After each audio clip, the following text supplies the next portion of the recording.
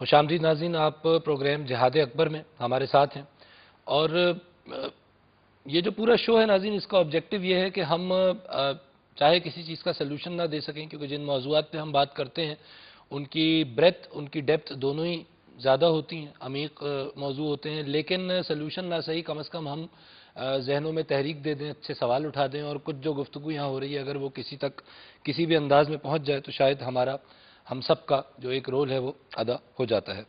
سر نعیم الرحمان صاحب، سر یہ فرمائیے کہ ایک سوال ہوا تھا، آلدو کہ وہ پورا ٹاپک ہے اینڈ آئی وڈ انشاءاللہ do a program on that, جو دہشت گردی والی بات ہے، لیکن بہرحال کیونکہ سوال ہوا تھا تو ہمارا فرض ہے کہ اس کا کچھ نہ کچھ ہم جواب دیں۔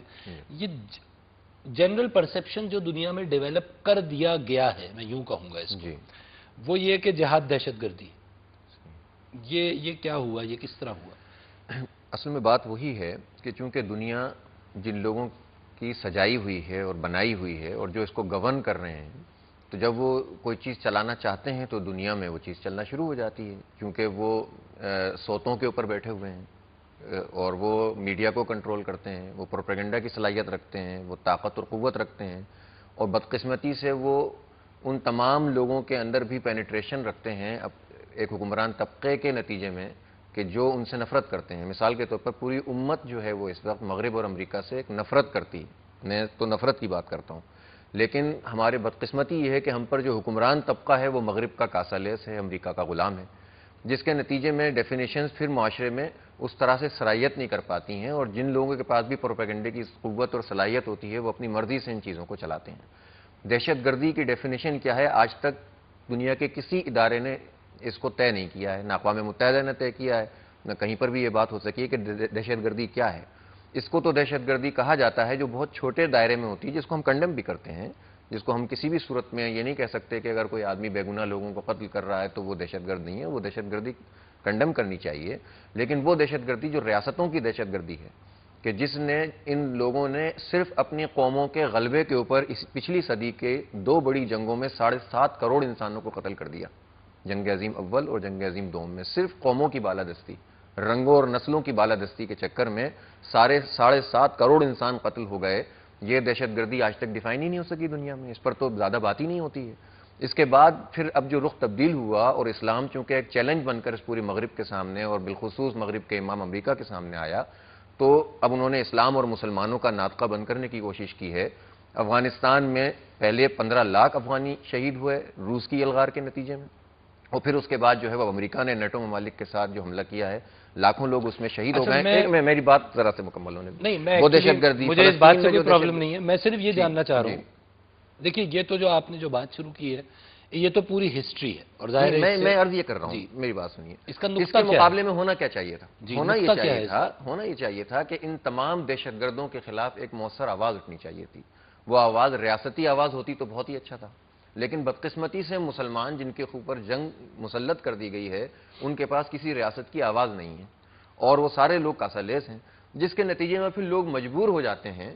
بعض لوگ جو ہے وہ اپنے راستوں کو تلاش کرتے رہتے ہیں کہ ہم کس طرح سے پھر اس پوری یلغار کا مقابلہ کریں، اور بعض لوگ پھر استعمال ہو جاتے ہیں اور ان میں سے ہی کسی کا ایندھن بن جاتے ہیں، اور اس کے نتیجے میں یہ تمام تر مظاہر ہمارے سامنے آتے ہیں۔ جس کو آپ جو ہے وہ آج کل کہہ دیتے ہیں کہ بم دھماکہ ہوا، تو ظاہر ہے کہ اس کا اسلام کا تصور جہاد کیا ہے وہ جب تک واضح نہیں ہوگا ہم بات کو نہیں سمجھ سکتے۔ اسلام کا تصور دہشت گردی کیا ہے پہلے تو یہ فرمائیے، کیونکہ اگر میں اپنی تمام باتوں کی ذمہ داری جو میں نے آپ کی تمام بات سنی، اور ظاہر ہے یہ بہت سے لوگ یہ بات کرتے ہیں اور ہم چاہتے ہیں کہ ہم ہر بات سنیں اور ہر بات ہم سب کو سننی ہے اپنے آپ کو کلیئر کرنے کے لیے، لیکن ہیونگ سیڈ دیٹ کسی ایک کو معتوب بنا کر اور کسی ایک کو ظالم بنا کر کیا ہم بری و ذمہ ہو جاتے ہیں؟ نہیں، ہم سے کیا مراد ہے؟ ہم سے مراد ہم مسلمانوں کے پاس پوری امت نہیں ہے نا۔ دیکھیں آپ مسلمانوں کو جب آپ بلیم کرتے ہیں، 56 ممالک ہے سر، تو 56 ممالک کے جو مسلمان ہیں ان کے پاس کیا ہے اختیار؟ ان کے پاس اختیار کیا ہے مسلمانوں کے پاس؟ ان کے اوپر جو مسلط کردہ لوگ ہیں، کہیں بادشاہوں کی صورت میں، کہیں فوج کے جرنیلوں کی صورت میں، کہیں پپٹ سیاستدانوں کی صورت میں، وہ سارے مغرب کے کاسا لیس ہیں، انہی کے بنائے ہوئے فریم ورک میں وہ کام کرتے ہیں۔ تو کیا اس عوام کو یہ سوال نہیں کرنا ہوگا کہ ہم مسلمان ہیں یا نہیں؟ اس کی سٹرگل ہو رہی ہے، مسلمان پہ تو کوئی مسلط نہیں پوری دنیا میں مسلمان اسی کی تو سٹرگل کر رہے ہیں، اسی کی تو کوشش کر رہے ہیں کہ ان کا جو ہے مستقبل ان کا تابناک ہو جائے، اور اگر لوگ سوئے ہوئے ہیں اور اس غلامی کے نتیجے میں اور ان سارے حالات کے نتیجے میں ان کو ان کے ان کا اصل کام ان سے دور کر دیا گیا ہے. تو ایسی تحریکیں موجود ہیں نا دنیا میں جو ان کو سکھا رہی ہیں, بتا رہی ہیں کہ ہمارا کام یہ ہے کہ ہم اٹھ کر کھڑے ہوں اور اپنے اپنی جگہوں پر بھی ہم اللہ کے دین کی بالادستی کا کام کریں. اور صاحب کیا اس سے کیا یہ دیکھیے بات یہ ہے کہ اگر یہ بات ہم تحریکوں پہ لے آئیں گے, اخوان المسلمین سے لے کے آج تک کی آپ تحریکوں کی اگر تاریخ ہم دیکھیں, اور تحریکیں تو آئرلینڈ میں بھی تھیں, وہ تو نان مسلم تھے نا, لیکن وہاں جو ہو رہا تھا وہ پھر وہ بھی ایک دہشت گردی کی ہی ایک شکل تھی نا, اور دہشت گردی اس کو باقاعدہ کہا گیا, لیکن بہرحال اس کو اس طرح پورٹرے نہیں کیا گیا, یا اس کو کسی مذہبی عقیدے سے نہیں ملایا گیا, یا فار دیٹ میٹر 9/11 کے بعد تو اس کو کروسیڈ کا لفظ بھی استعمال ہو گیا. میں دونوں سائڈ دیکھ رہا ہوں, جو وہاں کی غلطی ہے وہ بھی اور جو ہماری ہے. میں صرف یہ جاننا چاہ رہا ہوں کہ ہم اتنے مظلوم کیوں ہیں مسلمان, کہ ہمیں کوئی دہشت گرد بنا دے, کوئی ہمارے اتنے اہم ستون کو کہ جس کو ہم جہاد کہہ رہے ہیں, جس کو ہم جہاد بن نفس سے لے کر جہاد بے سیف تک سٹریچ کرتے ہوئے اس کی تمام ڈیفینیشنز پہ سمجھنے کی کوشش کر رہے ہیں اور اس پہ عمل کرنے کی کوشش کر رہے ہیں. ہم 56 عوام, تقریباً 1.25 ارب مسلمان, یہ 200 سال میں اتنے مظلوم کیسے ہو گئے؟ 200 سال بھی اس لیے 200 سال تو غلامی کے سال ہیں, اور وہ 60 سال جو گزشتہ 60 سال جن کو آپ آزادی کے سال کہتے ہیں, وہ بھی دراصل غلامی کا تسلسل بن کر رہ گئے ہیں.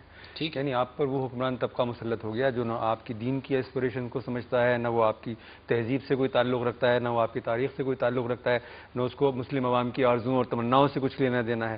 اس کے انٹرسٹ صرف 2 ہیں, مغرب کو سرو کرنا اور اپنے اقتدار کے دوام کو یقینی بنانا. اچھا, میں اس میں یہ بات کہاں فٹ کریں گے حدیث شریف کہ تم پر ویسے ہی لوگ مسلط ہوں گے تمہارے حکمران جیسے تم ہو؟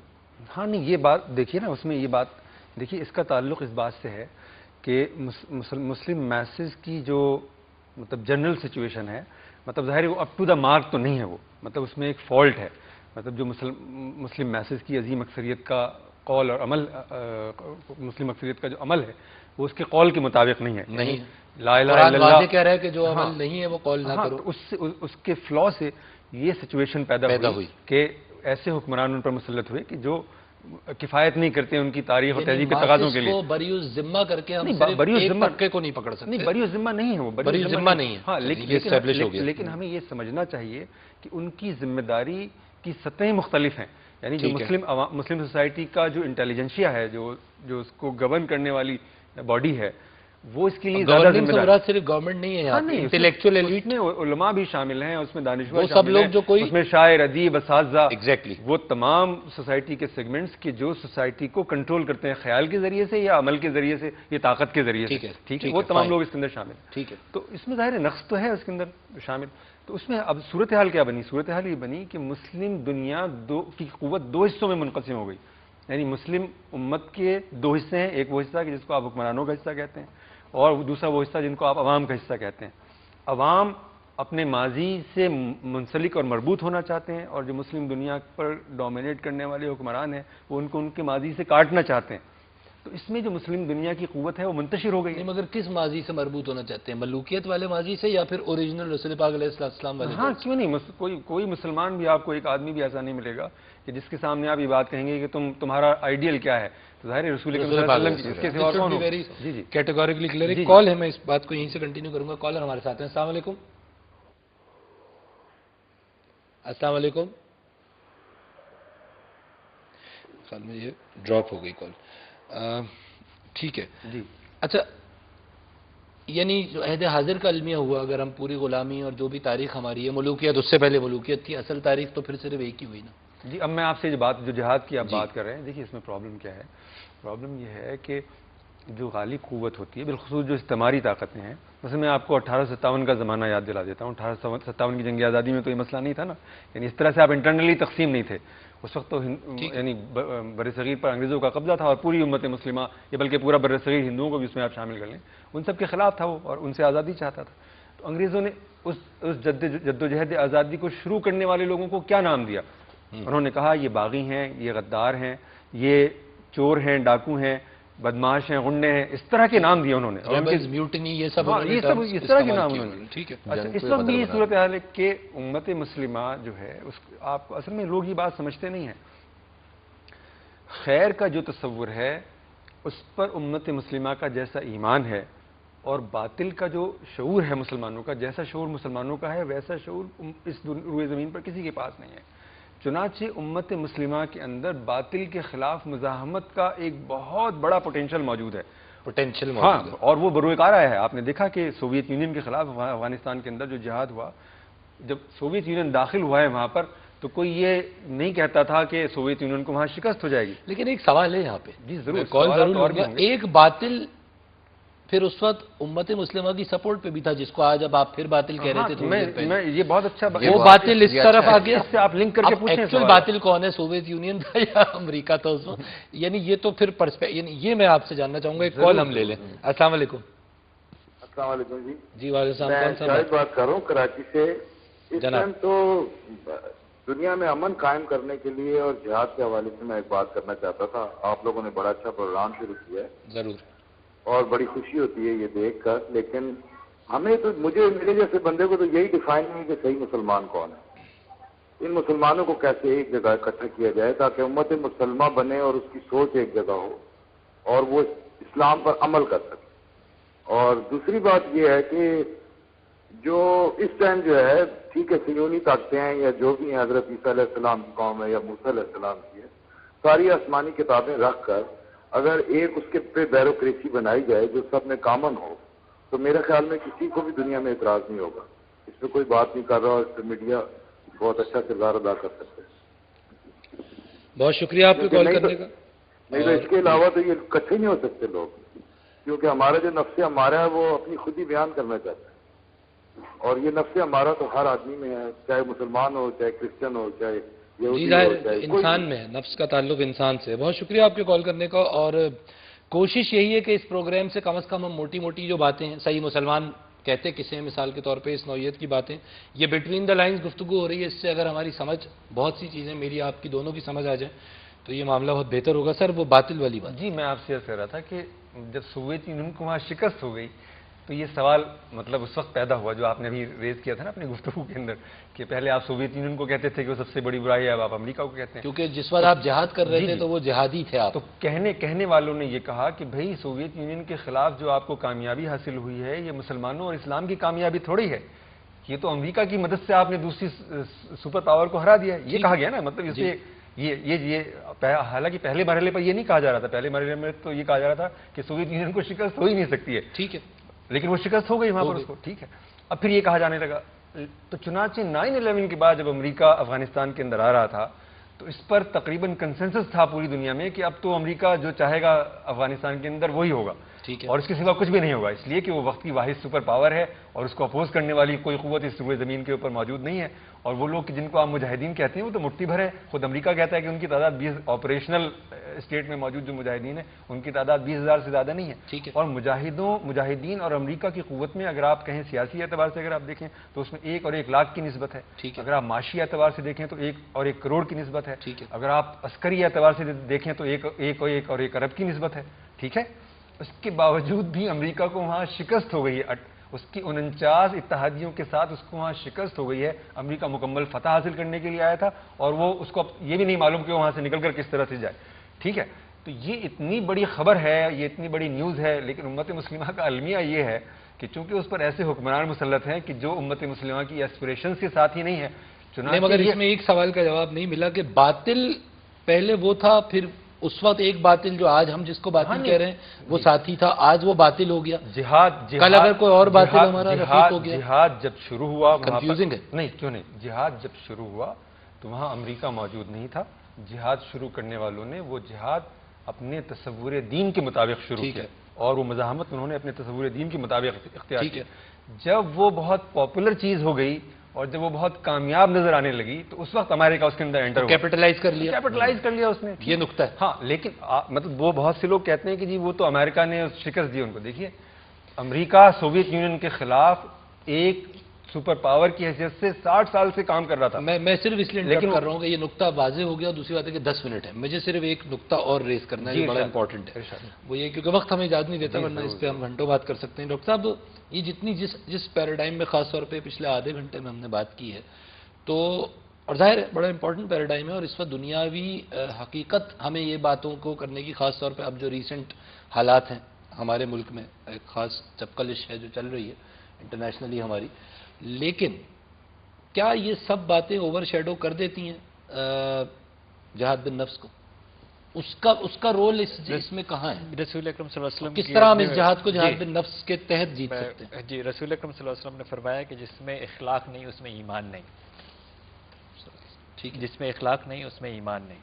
تو اب اگر ہمیں اپنا اگر جائزہ لے لیں کہ ہمیں کس حد تک اخلاق ہے تو ہمیں اندازہ ہو جائے گا کہ ہمارا کس حد تک ایمان ہے. پھر ایک انسان کو کامیابی کے لیے سوچنے کے لیے دو چیزیں ہیں جسے انسان سوچتا ہے. ایک وہ قلب یا دل سے سوچتا ہے اور ایک دماغ سے سوچتا ہے. دماغ سے جب بھی وہ فیصلہ کرتا ہے وہ فیصلہ نہیں کرے گا جس کے لیے وہ دوسرے کے لیے سوچے گا، کیونکہ دماغ تو لاجک کے اوپر بات کرتا ہے. اگر وہ مجھے دے گا تو میں اس کو دوں گا، اگر وہ مجھے فیوچر میں سوچے گا ہمیشہ لاجک کے اوپر سوچے گا کہ بھئی اپنی منفعت کے اوپر جو ہے اس پہ سوچے گا. قلب جو ہے آج نیورو کارڈیالوجی پروف بھی کر چکی ہے کہ اس کے اپنے نیورونز ہیں، وہ خود جو ہے وہ سوچتا ہے.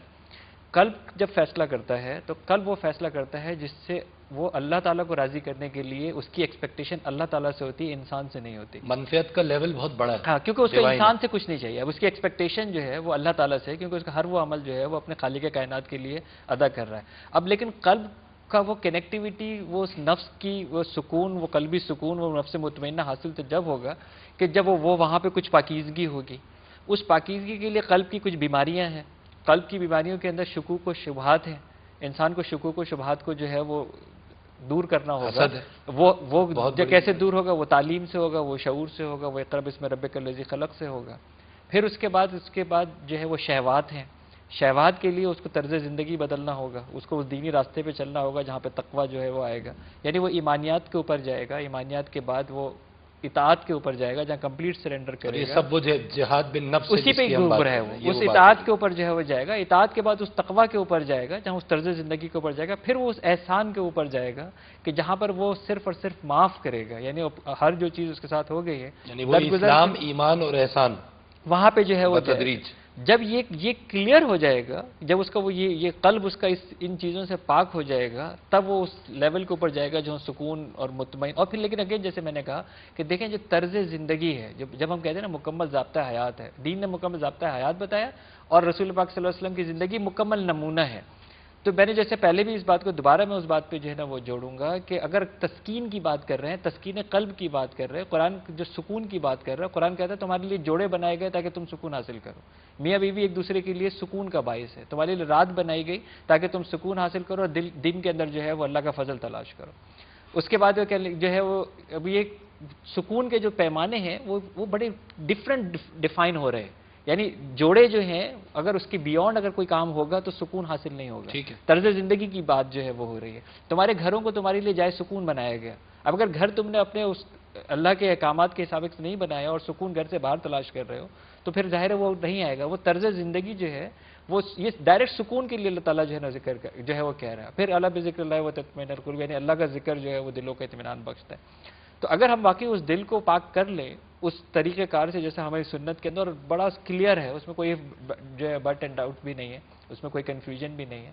اگر ہم اس کو طرز زندگی کے اوپر چلے جاتے ہیں اور اپنی زندگی کو اس سرنڈر لیول پہ چلے جاتے ہیں کہ جی میری ساری ایکسپیکٹیشن جو ہے وہ اللہ تعالیٰ سے ہے، اس کے علاوہ کوئی نہیں ہے، تو پھر وہ جو جیسے کالر نے کہا بھی تھا کہ وہ ہمارا قلب اس کا ایکسپیرینس بھی کرتا ہے، اس کا اظہار بھی کرتا ہے. وہ جو قلبی سکون ہم کو حاصل ہوتا ہے بذات صرف چلتا پھرتا انسان خود، وہ جو زندہ قرآن صحابہ کرام ہوتے تھے، رسول اللہ صلی اللہ علیہ وسلم کی جو پوری طرز زندگی ہے، اگر جسمانی لحاظ سے دیکھیں سپر ایکٹیو پرسن ہے. اگر آپ باقی جتنے ان کے ڈائمینشنز دیکھیں تو وہ صرف ذکر کے اوپر نہیں ہے، یہ کسی ایک ڈائمینشن پہ نہیں ہے، مکمل طرز حیات پہ ہم چلے جائیں. اور وہ اچیویبل ہے، یعنی وہ نمونہ دکھایا اس لیے گیا کہ وہ اچیویبل ہے. ڈیفینیٹلی اچیویبل اس لیول پہ یقیناً نہ ہو کیونکہ وہ تو ایک اعلیٰ ترین لیول ہے، لیکن بہرحال وہ راستہ ہمارے سامنے واضح. کالر لاسٹ کال ہم لیں گے. السلام علیکم.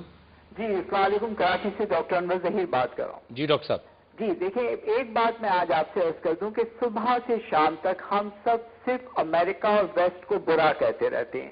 اصل میں جو چیز ہے وہ یہ دیکھنے کی ہے، اس کو مختلف کانٹیکسٹ میں دیکھیے کہ مسلمان تو بالکل منتشر ہیں، وہ خود ایک پلیٹ فارم کی اوپر جو ہے وہ اپنے آپ کو نہیں آ سکے. اور اصل چیز جو ہے وہ یہ دیکھیے کہ ہمارے ہاں ڈبل اسٹینڈرڈز ہیں تمام آل اوور دا مسلمز کے. ان کی جو اندر ہے ڈپلومیٹک اسٹیٹمنٹس ہیں وہ بات کرتے ہیں صرف ریکنسیلیشن کی، اور اگر صحیح معنوں میں دیکھا جائے تو ویسٹ کے اندر ٹرانسپیرنسی نظر آتی ہے، آنیسٹی نظر آتی ہے، ان کے یہاں پیٹریوٹزم، ان کے یہاں ہیومینٹی. ہم تو اپنے آپ منتشر مسلمانوں کے طور پہ 56 ممالک میں اسلامک ورلڈ کے اندر پھیلے ہوئے ہیں. آج آپ دیکھیے امریکہ ایک بات کہتا ہے تو تمام ان کی فورسز ایک ساتھ جتنی ویسٹ کی ہیں وہ اکٹھی ہو جاتی ہے. مسلمان تو کہیں پر بھی آپس میں ایک پلیٹ فارم پر نظر ہی نہیں آئے، یہی ان کے زوال کا سبب ہے. اور اگر ہم جو تھوڑے بہت لوگ جو کہ صحیح معنوں میں ٹرو مسلم کے طور پہ اگر نظر آ جائے تو میرا خیال یہ انتشار نظر نہیں آئے گا.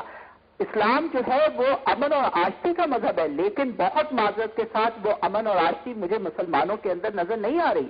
آج آپ دیکھیے کہ پاکستان کے اندر اپنے اندر جو کہ سب سے بڑا اسلامک ملک کے طور پہ ہے تقریباً تیسرے چوتھے نمبر پر، ہمارے ہاں اپنے مسلمانوں کا کیا حال ہے؟ ٹھیک ہے، your point is taken sir, thank you very much سر.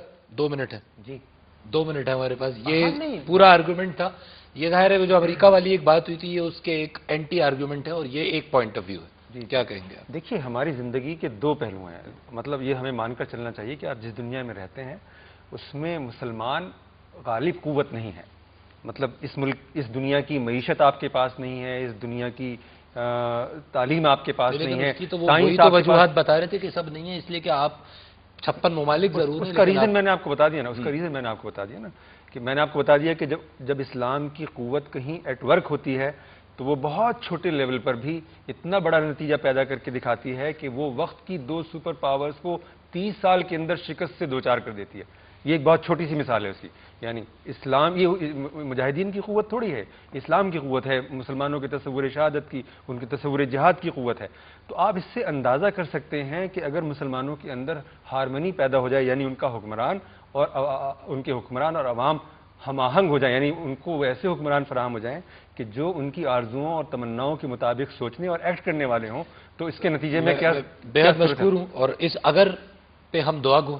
ہاں جی کیوں نہیں، ظاہر کیونکہ یہی اگر جو ہے، اور ڈاکٹر صاحب کی جو کال تھی اس کا بھی یہی تھا کہ اگر یہ ہو جائے تو ظاہر ہے اور یہ کام جہاد فی سبیل اللہ سے ہوگا. اور اس کا مطلب جہاد بالسیف نہیں بلکہ اس کی ہر ممکن کوشش، اس میں پولیٹیکل کوشش بھی شامل ہے، اس میں تزکیہ نفس کے حوالے سے کی جانے والی کوششیں بھی شامل ہیں، اس میں مزاحمتی کوششیں بھی شامل ہیں، اور ضرورت پڑے تو قتال کی کوشش بھی شامل ہے.